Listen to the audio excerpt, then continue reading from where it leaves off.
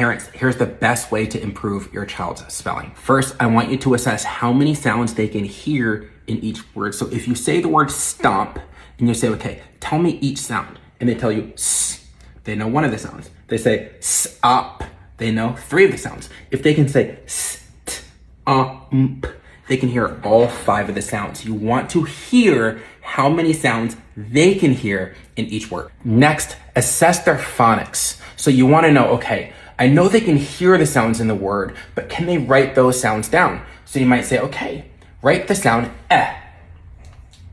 Make sure they can write it. Good. Now write the sound e. Make sure they can write it. Now write the sound ch. Make sure they can write that too. Finally, you want to put that information together. So if your child is struggling with 3 and 4 sound words with the TH sound, you're having them write them again and again and again. You're saying, okay, spell the word think, finger space, moth, finger space, thick, finger space, this, finger space, that.